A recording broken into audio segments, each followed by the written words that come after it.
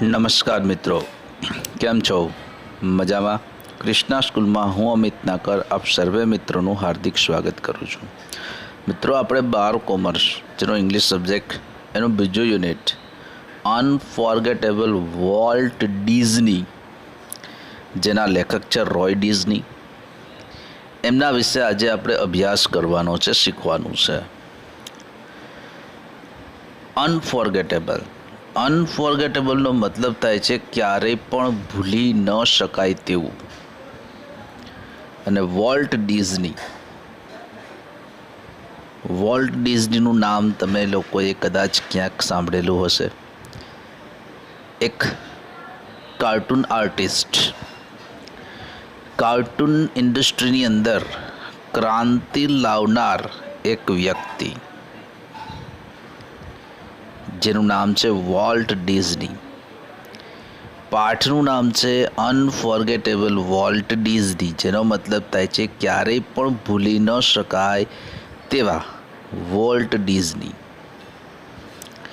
Cartoon ક્ષેત્રે ક્રાંતિ લઈ આવનાર વ્યક્તિ વોલ્ટ ડિઝની.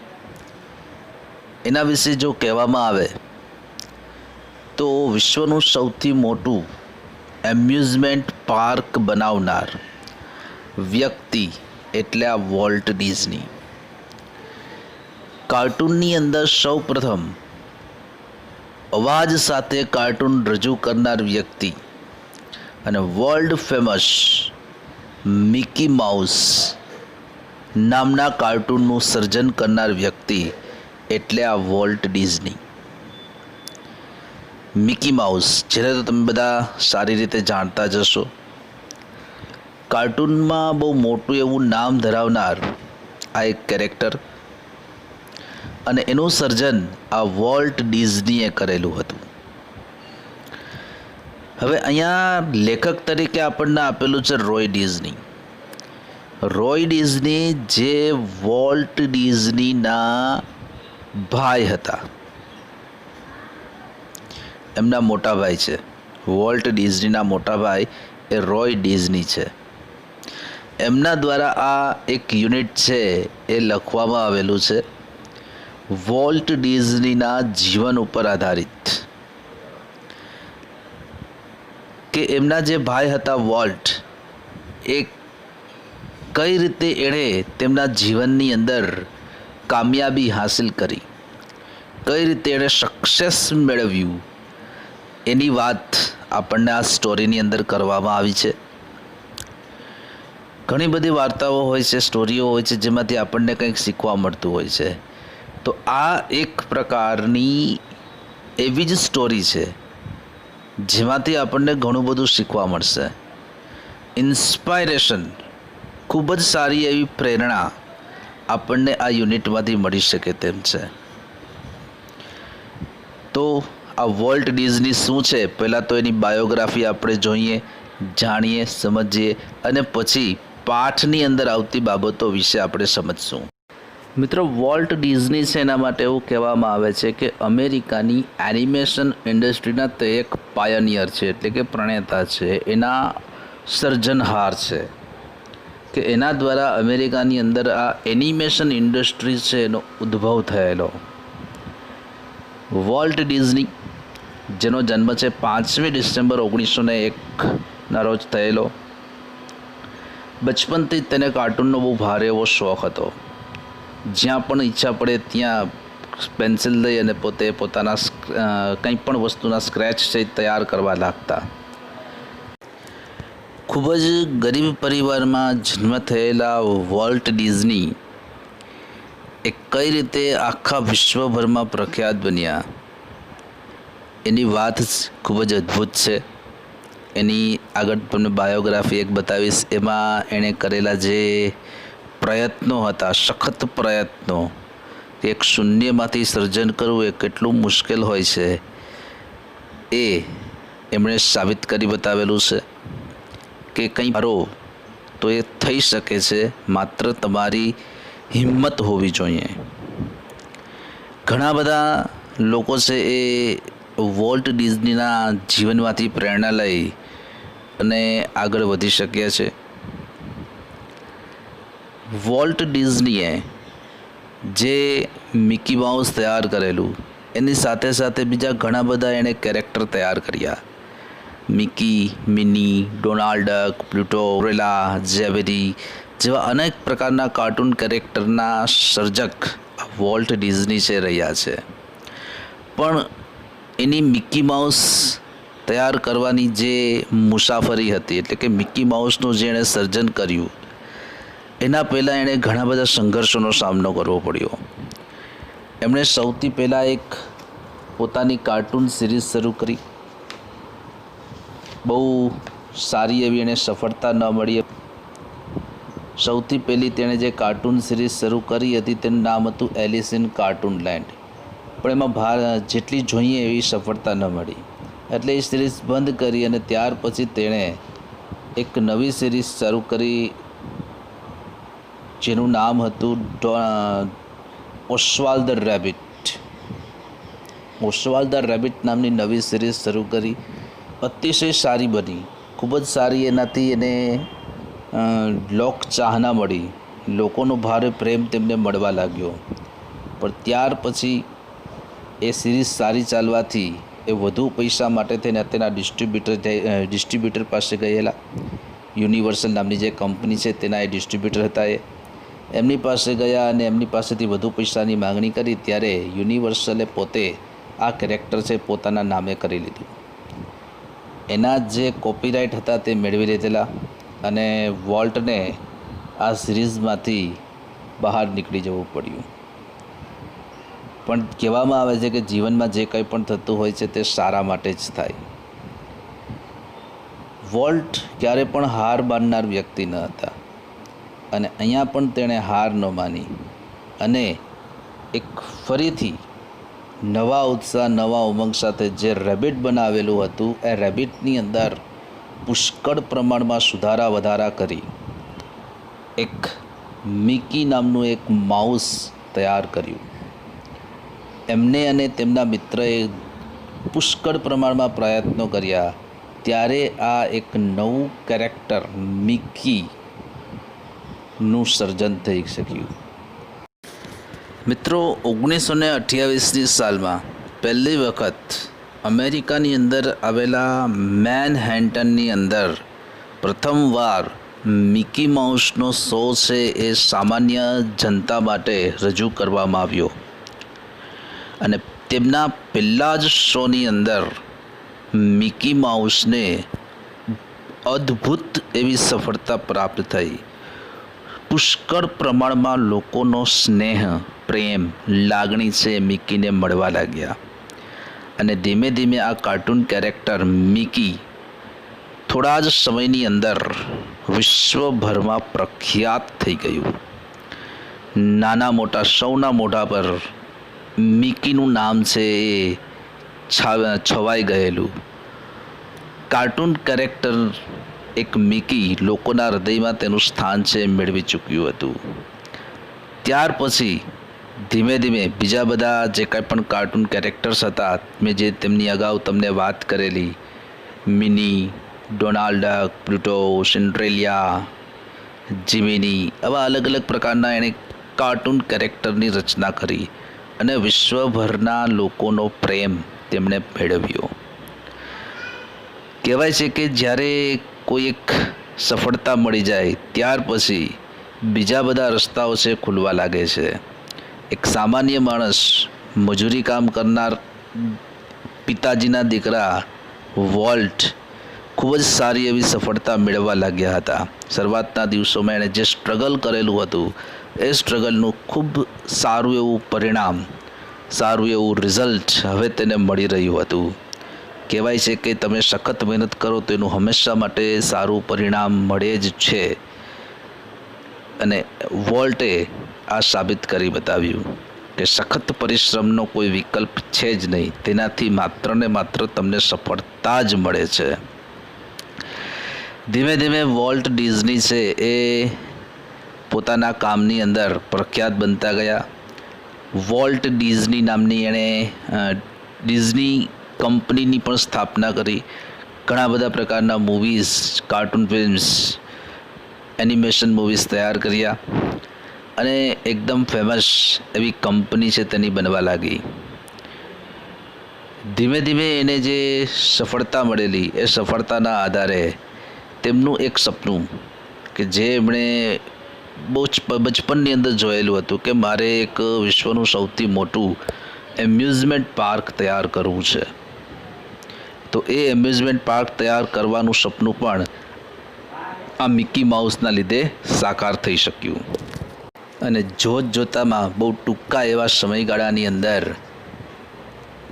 વોલ્ટ ડિઝનીએ ડિઝનીલેન્ડ નામનું તેમનું સૌથી મોટું વિશ્વભરનું સૌથી મોટું એમ્યુઝમેન્ટ પાર્ક છે તૈયાર કરી લીધું. અને પહેલી વખત 1955ની સાલમાં એ સામાન્ય લોકો માટે ખુલ્લું મૂકવામાં આવ્યું. ત્યારથી લાખો લોકો છે એ આ વિશ્વના સૌથી મોટા એમ્યુઝમેન્ટ પાર્ક ડિઝનીલેન્ડની મુલાકાતે આવે છે. અને વિશ્વભરના લોકોનું એક સપનું હોય છે કે એક વખત ડિઝનીલેન્ડની મુલાકાત લેવી. બહુ મોટું અને સુંદર મજાનું એમ્યુઝમેન્ટ પાર્કનું સર્જન એણે કર્યું. તો એક સામાન્ય વ્યક્તિ શું આવડું મોટું સર્જન કરે ત્યારે શું એને કોઈ મુશ્કેલી નહીં પડી હોય? પુષ્કળ પ્રમાણમાં મુશ્કેલી પડી, પણ તેમ છતાં પોતાના વિચારોથી અડગ રહી અને આ કામ એણે કરી બતાવ્યું. સૌપ્રથમ તો એણે જે શરૂઆત કરી હતી એ શરૂઆત માત્ર પોતાના મનની અંદર કરેલી. એટલે ક્યારેય પણ કોઈના વિચારો છે એમને જણાવ્યા ન હતા કે મારે એક મોટું એવું એમ્યુઝમેન્ટ પાર્ક તૈયાર કરવું છે. કારણ કે આવડું મોટું એમ્યુઝમેન્ટ પાર્ક જેમાં લાખો ડોલર છે ઇન્વેસ્ટ કરવા પડે, ખર્ચ કરવો પડે, અને ત્યાર પછી પણ એમ્યુઝમેન્ટ પાર્ક ચાલે, લોકો ત્યાં સુધી આવે, એમને પસંદ આવે તો જ એ સફળતા મળી શકે. આટલા મોટા પ્રોજેક્ટની અંદર કામ કરવું, લોકોને તેની અંદર સમાવેશ કરવો ખૂબ અઘરી વાત હતી. પણ તેમ છતાં વોલ્ટે એક સાહસિક વ્યક્તિની જેમ એમના વિચારો છે, એક કલ્પનાની અંદર રહેલા જેના વિચારો હતા એ વિચારોને એણે એક પૃથ્વી ઉપર લાવ્યા અને એક સૌથી મોટા એમ્યુઝમેન્ટ પાર્કને નિર્માણ કર્યું. સૌથી પહેલાં જ્યારે એણે ડિઝનીલેન્ડની વાત કરી કે ભાઈ મારે એના જે કંઈ પણ લોકો હતા, બધા ગ્રુપમાં એના સભ્યો હતા, એની સાથે કામ કરનારા ટીમ મેમ્બર્સ હતા, એમને જ્યારે વાત કરી કે ભાઈ મારે એક સૌથી મોટું એમ્યુઝમેન્ટ પાર્ક તૈયાર કરવું છે, ત્યારે કોઈ એણે પૂછ્યું કે આ ડિઝનીલેન્ડ છે એ કેવું દેખાવું જોઈએ? ત્યારે એનો જવાબ હતો કે તે એવું હોવું જોઈએ કે પૃથ્વી પર એના જેવું અન્ય બીજું કંઈ જ ન હોવું જોઈએ, કે પૃથ્વી ઉપર ડિઝનીલેન્ડ જેવું બીજું કશું જ ન હોવું જોઈએ, એવું એનું સપનું હતું. અને બીજા બધા લોકો છે એ પણ એના સપનાને સાકાર કરવા માટે કામે લાગી ગયા. અને જુલાઈ 1955ના રોજ પહેલી વખત આ ડિઝનીલેન્ડ છે લોકો માટે ખુલ્લું મૂકવામાં આવ્યું. પૈસાની પણ એને તંગી થયેલી. આવડા મોટા એમ્યુઝમેન્ટ પાર્ક બનાવતા હોય તેમાં અઢળક રૂપિયાઓ જોતા હોય. તેમ છતાં એ હિંમત ના હાર્યા અને આવડા મોટા એમ્યુઝમેન્ટ પાર્કનું એણે સર્જન કર્યું. અને એ દિવસથી જ લાખો લોકો છે વોલ્ટની કલ્પના શક્તિના અનોખા એવા સર્જનને નિહાળવા માટે આવે છે. અને આજે પણ વિશ્વભરના સૌથી મોટા એમ્યુઝમેન્ટ પાર્ક તરીકે ડિઝનીલેન્ડ આજે પણ ફેમસ છે. 1955થી શરૂ થયેલું આ ડિઝનીલેન્ડ આજે પણ કાર્યરત છે. વિશ્વભરની અંદર ડિઝનીલેન્ડે ઘણા બધા મુકામો છે હાંસલ કર્યા છે. હોમ પ્રોડક્શનની તેની ચેનલ્સ, ટીવી ચેનલ્સ પણ પોતાની પ્રસારિત કરે છે. વોલ્ટ ડિઝની કંપની છે એ હાલમાં અત્યારના સમયે સારી મૂવીનું નિર્માણ પણ કરે છે, ફિલ્મો બનાવે છે. તો આવા પ્રકારના કાર્યો છે આ વોલ્ટ ડિઝની કંપની કરે છે.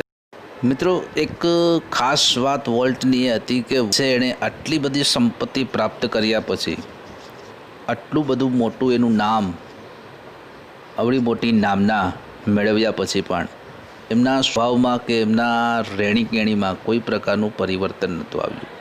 તે પહેલાંની જેમ જ એકદમ સિમ્પલ અને સરળ એવી જીવનશૈલીથી પોતાનું જીવન છે જીવતા હતા. પૈસા આવવાથી, વધુ રૂપિયા કમાવાથી એના જીવનમાં કોઈ જ પરિવર્તન આવેલું ન હતું. અને એ જ તેનું સૌથી મોટું કામ હતું. કે આજે ઘણા બધા લોકો આપણે જોતા હોઈએ કે થોડા રૂપિયા એની પાસે આવી જાય કે થોડી સફળતા મળે તો હવામાં ઉડવા લાગતા હોય કે જાણે હું કંઈક છું, દુનિયાનો સૌથી સફળ વ્યક્તિ હું જ છું. પણ ખરેખર એવું ન હોય. દરેક વ્યક્તિ છે એ પોતાની રીતે સફળતા મેળવવા માટે પ્રયત્ન કરતા જ હોય છે. તો આપણે જે છીએ એ ક્યારે પણ આપણે ભૂલવું ન જોઈએ. સાદી અને સરળ જીવનશૈલી એ અપનાવતા વોલ્ટ ડિઝની પણ, અને હંમેશા માટે ખોટા ખર્ચથી એ બચવાનું કહેતા કે કોઈ પણ પ્રકારનો ખોટો ખર્ચ ન કરવો જોઈએ. અને એણે એમના જે કાંઈ પણ પૈસા આવતા એ દરેક પૈસા એણે પોતાના સ્ટુડિયોની અંદર ઇન્વેસ્ટ કર્યા, રોક્યા. અને જેટલા એ રૂપિયા સ્ટુડિયોની અંદર ઇન્વેસ્ટ કરતા ગયા એમ એની જે કંપની છે Walt Disney company, Disney Brothers company, એ ખૂબ જ સારી એવી પ્રગતિ કરવા લાગી, આગળ વધવા લાગી અને એક નવા ઇતિહાસો છે રચવા લાગી. તો આવું બધું છે એ વોલ્ટ ડિઝનીએ પ્રાપ્ત કર્યું, મેળવેલું. અને આ બધું જે ચાલી રહ્યું હતું, થઈ રહ્યું હતું, સારી એવી સફળતા મળી રહી હતી. એ સફળતા દરમિયાન 15મી ડિસેમ્બર 1966ના રોજ વોલ્ટ ડિઝની છે એણે આ દુનિયામાંથી વિદાય લીધી.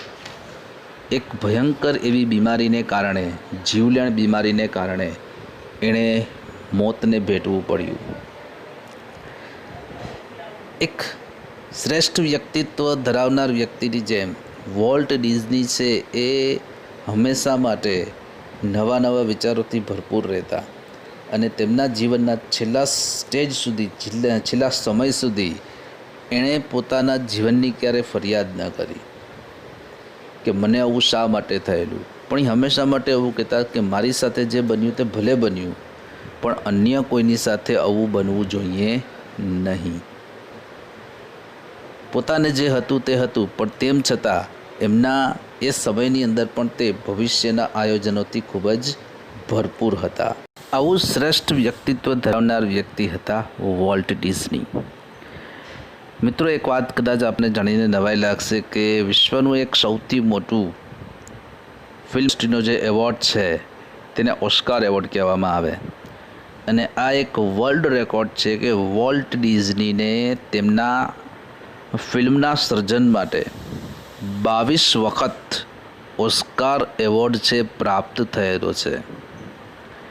અન્ય કોઈને કદાચ આટલી વખત ક્યારે પણ એવોર્ડ નથી મળ્યો, એ પણ ઓસ્કાર એવોર્ડ, જે એક આખા વિશ્વનો સૌથી મોટો ફિલ્મ ઇન્ડસ્ટ્રીનો એવોર્ડ છે કહેવામાં આવે છે. એમાં આવું વોલ્ટ ડિઝનીને 22 વખત એવોર્ડ મળ્યો અને લગભગ 60 વખત તો એને નોમિનેશન તેની અંદર મળ્યું છે. તો આ પોતાના જ એક વર્લ્ડ રેકોર્ડ કહેવાય શકાય આને. તો આવા વોલ્ટ ડિઝની વિશે આજે આપણે શીખવાનું છે. સૌથી પહેલાં એનું જે બાયોગ્રાફી છે એ તમને જણાવી દઈએ વિડીયોના સ્વરૂપે એક, અને પછી આ પાઠની આપણે ચર્ચા છે આગળ વધારીશું. એક પ્રેરણાદાયી વ્યક્તિને સાંભળવા, એક પ્રેરણાદાયી વ્યક્તિ વિશે જોવું, જાણવું એ ખરેખર ખૂબ જ અદ્ભુત લાહવો છે. અને આપણે ખૂબ જ નસીબદાર છીએ કે આવા એક વ્યક્તિત્વ વિશે આપણે આપણા ટેક્સ્ટબુક દ્વારા શીખવા મળી રહ્યું છે. તો મિત્રો, સૌથી પહેલાં એ વોલ્ટ ડિઝની વિશે જોઈએ, જે તમને કહેલું એના કરતાં પણ કંઈક વિશેષ.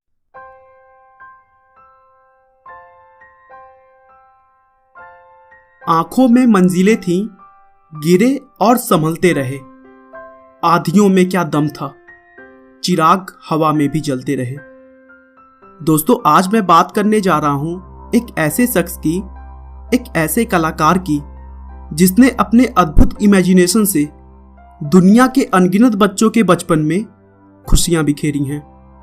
जी हाँ दोस्तों, मैं बात कर रहा हूं मिकी माउस जैसे बहुत सारे फेमस कार्टून के जन्मदाता वॉल्ट डिज्नी की, जिन्हें एनिमेशन फिल्मों में उनके योगदान के लिए 22 बार ऑस्कर अवार्ड दिया जा चुका है.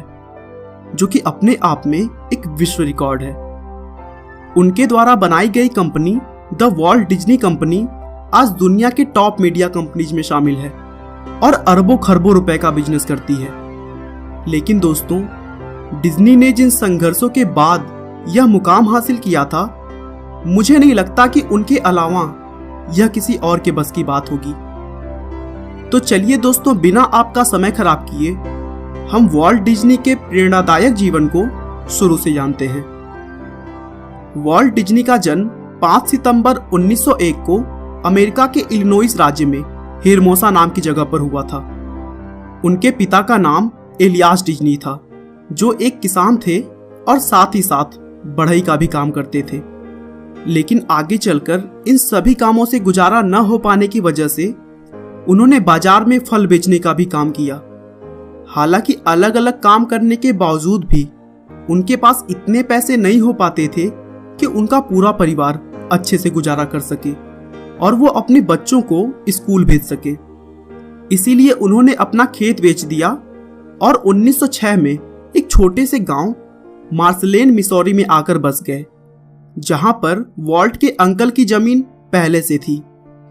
वॉल्ट के अलावा उनके 3 भाई और एक छोटी बहन भी थी। और अगर ड्राइंग की बात करें तो उन्हें शुरू से ड्राइंग करना बहुत पसंद था। वे फर्श और दीवारों पर कुछ न कुछ बनाते रहते थे। एक बार तो उन्होंने अपनी छोटी बहन के साथ मिलकर तारकोल से अपने घर की दीवार पर पेंटिंग बना डाली और पूरा दीवार काला हो गया, जिससे उन्हें अपने पिता से बहुत डांट सुननी पड़ी थी। डिज्नी ने 7 साल की उम्र में अपने पड़ोसी के घोड़ों की ड्राइंग बनाई और वह उनके पड़ोसी को इतना पसंद आया कि उन्होंने उस ड्राइंग को पैसे देकर खरीद लिया। और इस तरह ये वॉल्ट डिज्नी के जीवन की पहली कमाई थी। अगर बात की जाए वॉल्ट डिज्नी के सबसे करीबी की, तो वो उनके भाई रॉय थे, जिसके साथ वो अपना पूरा समय बिताते थे। 1909 के लास्ट में वॉल्ट डिज्नी का एडमिशन पास के एक स्कूल में करवाया गया, लेकिन उनका परिवार पैसों की दिक्कत की वजह से उस गांव में ज्यादा दिनों तक नहीं रह सका और फिर वे 1911 में आर्थिक तंगी झेलते हुए कंसास नाम की एक शहर में रहने आ गए, जहां वॉल्ट के पिता को आखिरकार न्यूज़पेपर और मैगजीन बांटने का काम मिल गया।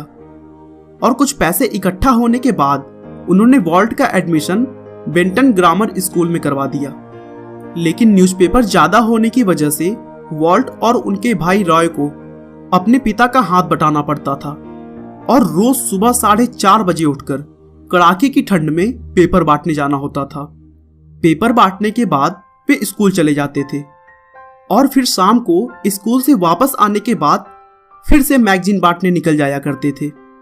वॉल्ट और रॉय इन सभी कामों से इतना थक जाते थे कि स्कूल की क्लास में ही वो सो जाते और इसीलिए वह अपने क्लास के सबसे कमजोर स्टूडेंट्स में गिने जाते थे। लेकिन इतने कठिनाई भरे दिनों में भी वॉल्ट ने ड्राइंग से कंप्रोमाइज कभी भी नहीं किया और उन्हें जब भी थोड़ा सा टाइम मिलता वह मैगजीन के कवर को देखकर या फिर अपने दिमाग में कुछ भी सोचकर ड्राइंग करने लगते थे। वॉल्ट अक्सर अपने घर के पास के एक सैलून में जाकर ड्राइंग बनाया करते थे और उनकी ड्राइंग इतनी अच्छी होती थी कि सैलून का मालिक उनकी ड्राइंग के बदले में मुफ्त में उनके बाल काटता था और जब कभी बाल कटवाने की जरूरत नहीं होती थी तो पैसे भी देता था। लेकिन वॉल्ट उन ड्राइंग्स को पैसे की लालच में नहीं बनाते थे, बल्कि इसलिए बनाते थे क्योंकि सैलून का मालिक उनकी ड्राइंग को अपने दीवार पर फ्रेम करवा के लगा देता था और बहुत सारे लोग उनके ड्राइंग्स को देखकर उन्हें शाबाशी देते थे, जिससे डिज्नी को दिल से खुशी मिलती थी और उनका मनोबल बढ़ता था। दोस्तों, डिज्नी को वो दिन भी देखने पड़े जब उन्होंने ट्रेनों में जा जाकर पॉपकॉर्न, कोल्ड ड्रिंक और पानी की बोतलें भी बेची और इस तरह के बहुत सारे काम करते हुए कुछ पैसे कलेक्ट करने के बाद डिज्नी ने कंसास सिटी आर्ट इंस्टीट्यूट में आर्ट की वीकेंड क्लासेज लेनी शुरू कर दी।